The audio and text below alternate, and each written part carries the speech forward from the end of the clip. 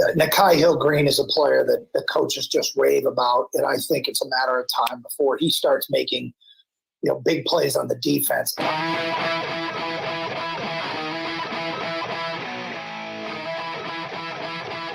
Nakai Hill-Green. Maybe he will be somebody that we will identify today as one of the 5 most important Wolverines. Welcome in, and thanks for joining us here today. Michigan Football Today. Maize and Blue reviews Michigan football, basketball today. We're here live weekdays at 1 o'clock talking about the latest in Michigan sports. We're not going to play around a lot today. We're going to get right to it, and we've got big quarterback news to get to. And it kind of affects the Wolverines. We do have the NBA draft coming up tonight. We'll discuss how that'll affect the Maize and Blue and the Red, White, and Blue, the Pistons, who own the 5th overall pick. We're going to start with the 5 most important Michigan Wolverine football players. We have the call-in number scrolling on the bottom of the screen. We also have it up on the screen in big letters right now. Remember it if it's if you're listening on the podcast and wanted to get in, you can. Obviously we have to be live if you're listening to this after 1 o'clock. Calling this up is not going to do any good. But 810-666-1574. That is the number for you if you ever want to get in, talk a little Michigan football with us. Well, today we are going to start with those top 5 most important Michigan football players, and we'll get to those NBA draft thoughts, and we've got that big quarterback news to address as well.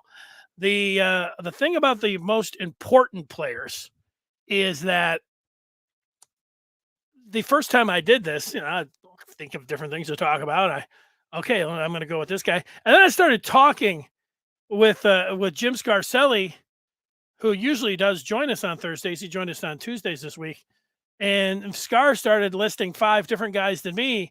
And then I thought, is this the best players are on the Michigan football team? Not necessarily. I mean, that could be a different conversation. To me, the most important ones, there's some guys that are givens. Like even I thought about putting the Michigan transfer at center after 55, Aluskin Oluwatimi. Big time shoes to fill with last year's departure of Andrew Vastardis, and the center is going to make everything go without a potentially high octane offense. But to me, and it's important that they all work together and all that kind of stuff. But Oluwatimi was one of the top 3 centers in college football last year, and by all accounts, you listen to the players talk about him. Yeah, he's important, but he's like a given. So you could say, well, these are the players that are potentially going to play prominent roles for the Wolverines, and if they do, and if they fill those roles, it is going to be really important for this Michigan football team, and they could be off and flying. The picture, if you're watching on video, Cade McNamara was at just recently when Michigan gave out their rings at the Big House. McNamara acted like he was eating his championship ring. I took a screenshot of it, and there it is on the screen with Cade McNamara. All right, without further ado, let's get to those top 5 most important Michigan football players for 22. Let's go with the order from 5 to 1. And at number 5, I went with Chris Jenkins. Now, Chris Jenkins, if you're a Michigan fan, you'll be familiar with his dad. And, I have Jenkins here. Mozzie Smith, a known commodity at defensive tackle. Jenkins, you could put him out there at one of the defensive ends. You could put him in there at defensive tackle. And those inside, you figure he's going to put on some weight. But if you could tell me that Chris Jenkins is going to be the starter and play next to Mozzie Smith, very important when you're thinking about the middle of your defense.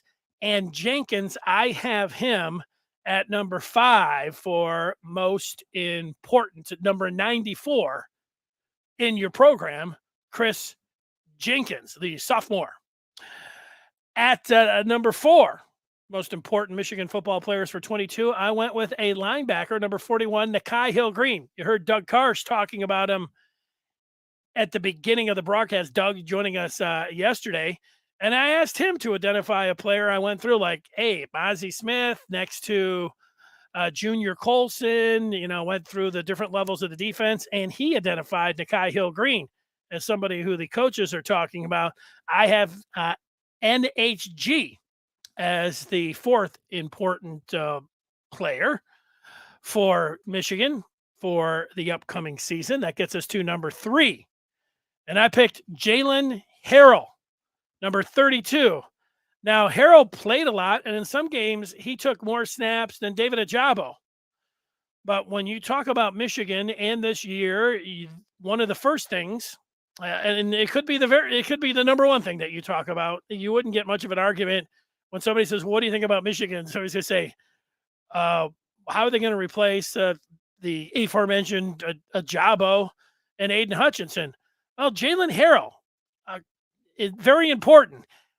Stands up against the run, but look at him. He's when you watch him play, it's not like so he's a defensive end, outside linebacker, rush end that was very good against the run. But when you look at him, it's not like he looks like he's some giant defensive end that can't get up the field. He looks like an outside linebacker. Very important to be able to fill those shoes and to get some of that production. I think Harrell could be the one that we're sleeping on the most in this Michigan defense, number 32. And we've already seen him a lot.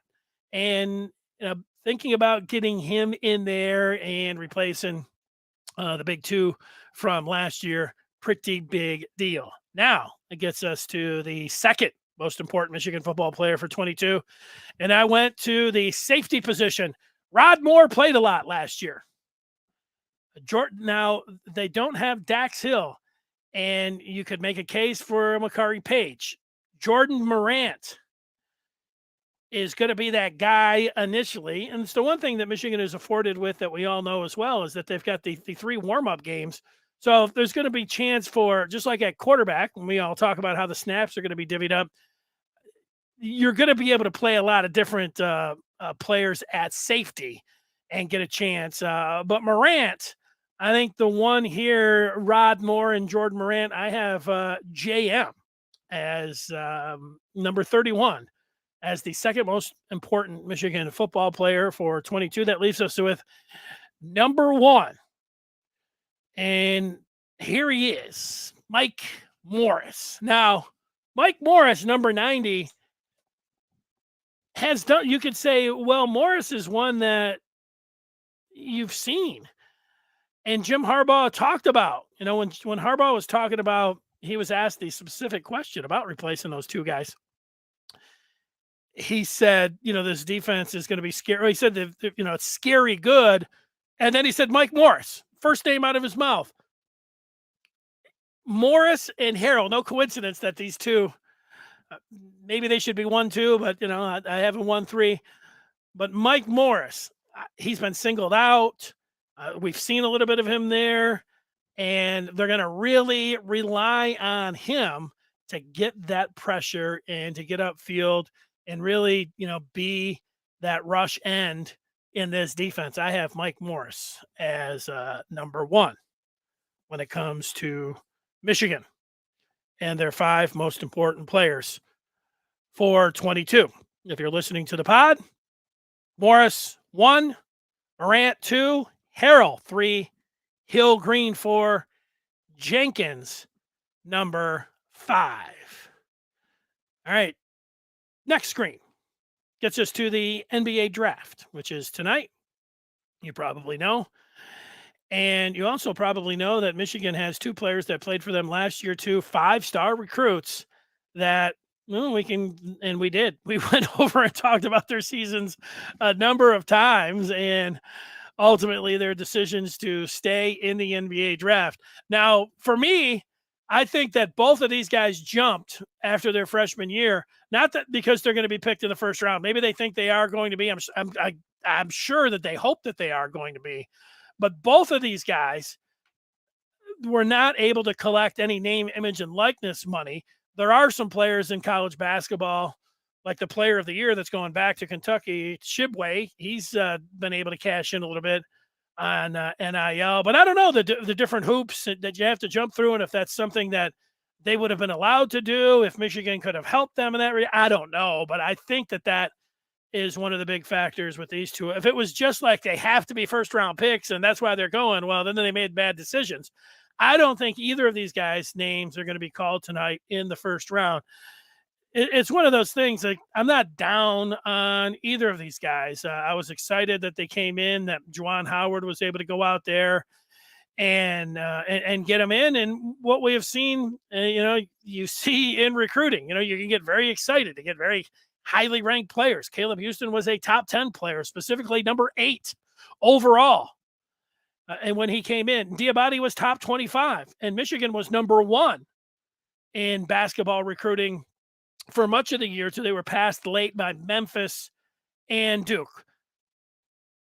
I think Diabate and Caleb Houstan are ticketed for the second round at best. I would be pretty, I don't know if shocked, because could a team, you start looking at some of the other names and, there's some guys there you could say, hey, these guys have some holes in their game too. And these guys do have some upside. Now, the thing when I think of Caleb Houstan, if I just watch Caleb Houstan shoot the basketball, the shot coming off of his hand and the form and the arc, it looks really good. I mean, it looks like, man, that's a sweet looking shot. It just didn't go in enough for him this year for Michigan. And, can you expect? I would have, if he would have come back to Michigan, I would have expected a big jump in his outside shooting percentage. And can he now take that to the NBA and extend his range? And I don't think right away. I think the other things that NBA teams are going to look at and why he will not get taken in the first round is that he doesn't create his own shot. I mean, he's a set shooter. Now, he's listed at 6'8", but has a pretty good reach, so he might be 6'10", even 6'11", when you talk about his wingspan. And there are plenty of players that make their living now in the NBA by just standing out on the three-point line and cranking up threes. And Caleb Houstan could be one of those guys. And it's the most desired position right now in the NBA. Outside volume shooters, three-point shooters, and Houstan has that. But I think because he was overall disappointing, at Michigan, being able to shoot the ball, and then he's a stationary shooter. So, but there's a lot of these guys, that have made their way in the NBA. So I do think he'll get picked, but likely in the second round. And when it comes to Diabate, he can't really shoot from outside at all, and his shot doesn't really look, when you the opposite of Houstan. When I say, you watch Houstan shoot, man, it comes off his hands, the rotation, man, that thing looks good. Diabate's don't. His shot looks pretty broke, but he's young and he's got a lot of upside. And there have been, like, if you just put a highlight reel tape together of Diabate, you have a couple sequences from the year where you watch him and you say, wow, this guy looks like, he's got NBA written all over him. Look at that steal. Look at him on the floor. Look at the dunk. I mean, his athletic ability is off the charts. So when you have that going for you, he's got a lot of NBA stuff going for him. And is it the easiest thing? I think being able to develop an outside shot is the easiest thing when you have all of the other things that Diabate has, the height, the length, the athletic ability, the jump, all of the stuff.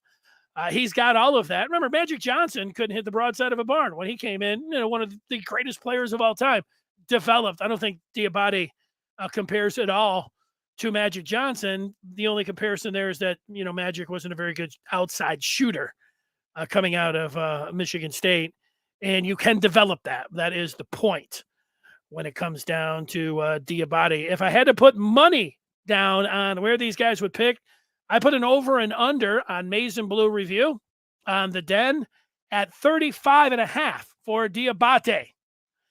And then I put the over and under on Houstan at 40.5. So I don't think either of these guys are going to be picked in the first round. I have seen some odds about Houston being selected. I think plus 375 maybe for Houston being picked in the first round, one of those gambling sites. But and yeah, there's we've all checked the different mock drafts over the last month or two, and at times Houston's name did pop up. I don't know if Diabate's ever popped up in the first round, but I actually think Diabate will get selected before Houston, even though Houston plays the coveted position. But that's me. We'll see how it ends up working out. LTM saying Caleb can shoot his way on the court. He needs to just get hot. LTM saying that Moussa needed to come back. Yeah, like you can make a case that they needed to come back. If they get a chance to go in the second round, they can develop in the G League and they get paid a little bit. Can you make the case that being chartered around and treated like a movie star, like they are in Division I when you're a top 25 team, like those guys, is a better life than driving buses in the G League, from place to place and that kind of stuff, maybe flying commercial. I don't know exactly what it's like being in the G League, but that's a conversation that we had for the last few months. They're in, they're waiting, and they will see. Now, I don't think they're going to get picked, but in the first round. But if Houston, the one thing he does have going for him, a number of times when you've heard Juwan Howard talk about him, he has gone out of his way to talk about the work ethic that Caleb Houstan has. That's good. Like you didn't want to hear like, yeah, you know what, the guy just didn't work all that hard. It's the opposite. He's got a good work ethic. So, and he does have the game that they're looking for in the NBA. As Michigan fans, it's weird. I see a lot of graphs and everything put up on Twitter about, hey, look at Michigan, how many first rounders they've produced in so many years. They're up there with the Blue Bloods and everything else, which is true. I mean, it's a factual type thing. You can look and see the schools that have produced the most first rounders over whatever, 10, 15, 20 years. Michigan is up there. So if you're a Michigan fan, so I guess you would want them to get picked in the first round. You don't have anything against them. It didn't work out at Michigan overall. I mean, they didn't. When you come in with those kind of expectations, you expect a little bit more. But it would really work out for them, obviously, if they went in the first round, and it would make Michigan look good. Now you could make an argument that it would make Michigan look bad. Like, hey, they got a guy that went in the first round, and this team, came down to the last game of the year to have to get into the NCAA tournament. What the heck's going on? So, it does cut both ways. We'll see how it plays out as always, but my prediction, 35 in the second round for Diabate, 40 for Caleb Houstan. The breaking news that I mentioned, let's get to that now. And it comes, let's hit let me see here. Do I have a breaking news sounder? I think I do because I just put it in. All right, there it is. We have, one more time, breaking news. We have a commitment. It's not for Michigan. And normally we don't sit around and telling you about commitments for other teams. However, Arch Manning is one of the most heralded recruits ever. You may have heard of Arch Manning. He is the number one pro-style quarterback by rivals for next year, the 23 class. And he has committed just today, about an hour ago, a little over an hour ago, it became official. Arch Manning is headed to Texas. So the Longhorns are able to score Arch Manning. It's surprising, when you think, Alabama, Georgia, Texas. I think the other thing that's a little bit of a surprise, if you go back to not the 22 class, but the 21 class, Quinn Ewers was the number one overall pro-style quarterback. He ended up, getting NIL money to go to Ohio State. I don't know, like $1 million or something, maybe more than that. And then he transferred to Texas. and he is expected, it's not a sure thing, but he is expected to be the starting quarterback this year for Texas. That did not dissuade Arch Manning, the number one quarterback from 23 and 21. Quinn Ewers is at Texas right now. So how do you do?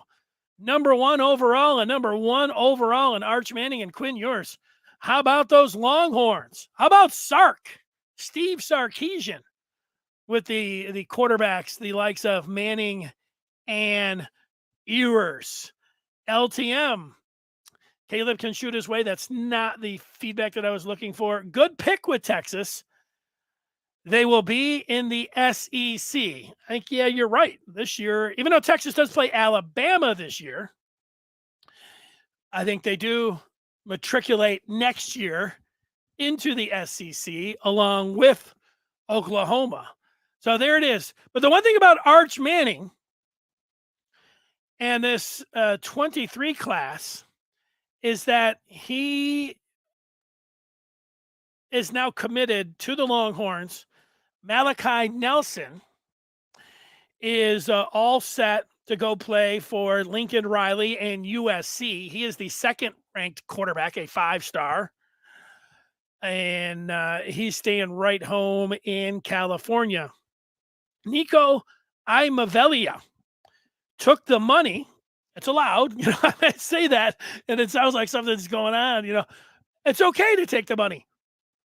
Imavelia took the money and went from California to Tennessee. The 5-star quarterback, Imavelia, is going to play for the Vols.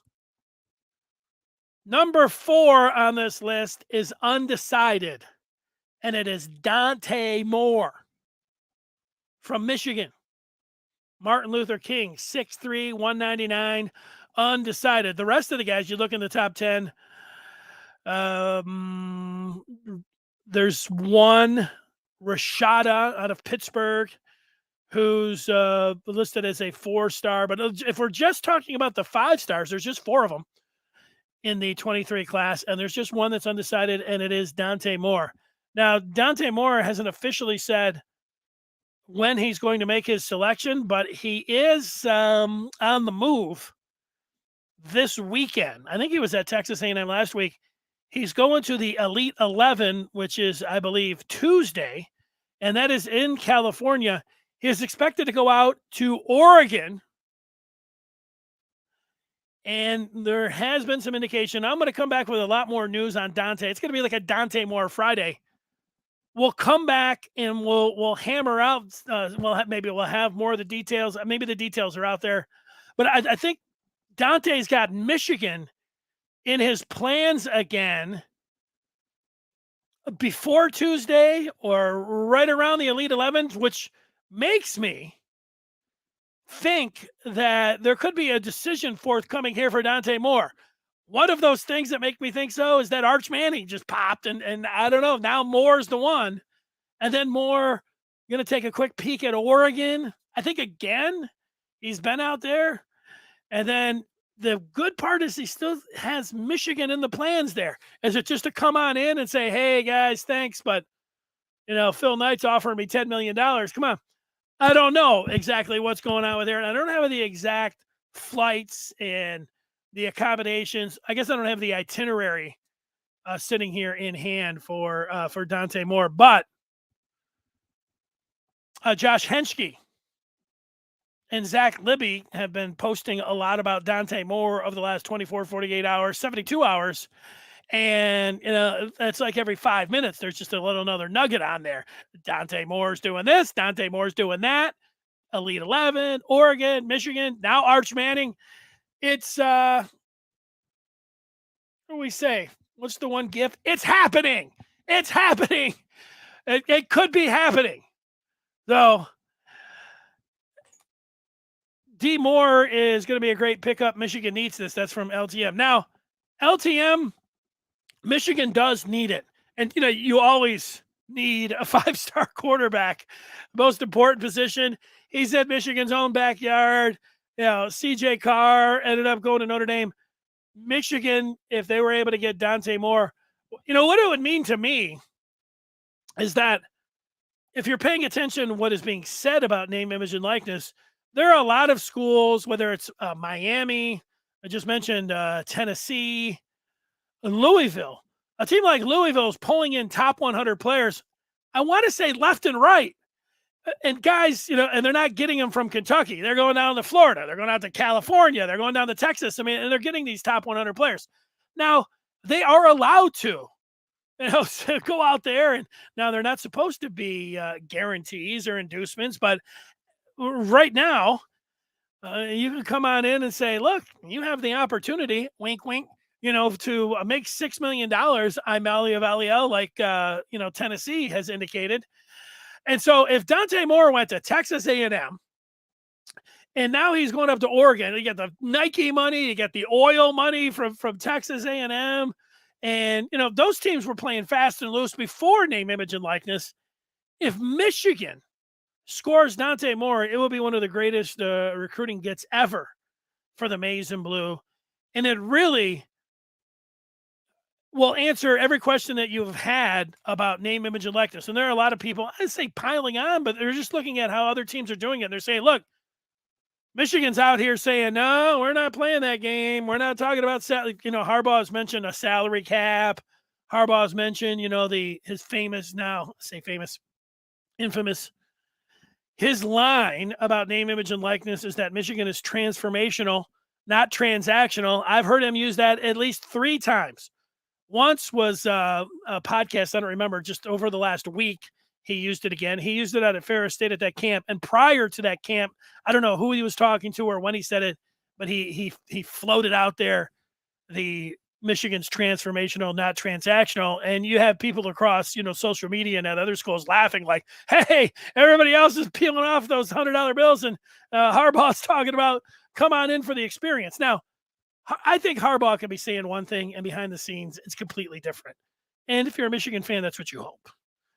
Yeah, Harbaugh's all talking school, and that's what the coach is supposed to be doing. And yet, guys behind the scenes can be doing all that other stuff and getting involved, whether you want to say their hands are dirty, they're the money man, they're whatever else. It's where college football is at right now. But it will answer the question. Michigan will come out looking like Harbaugh will look like a genius, and they will have answered the question. Because one thing for sure is that right now, if you're a quarterback and you're a 5-star quarterback, like any of these guys that I've just mentioned, Manning, Nelson, Imavelia. Imavelia was rumored to get $6 million for Tennessee. I'm not kidding. 6. Nelson going with Lincoln Riley. They paid him over. Like, how would they pay him to go to USC? $100 million or something as a coach? They're paying Malachi Nelson.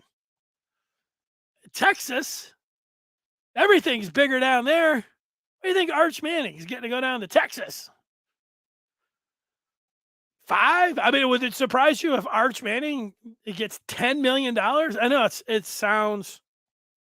it does sound crazy saying $10 million. Oh, this is a great, I'm looking up here.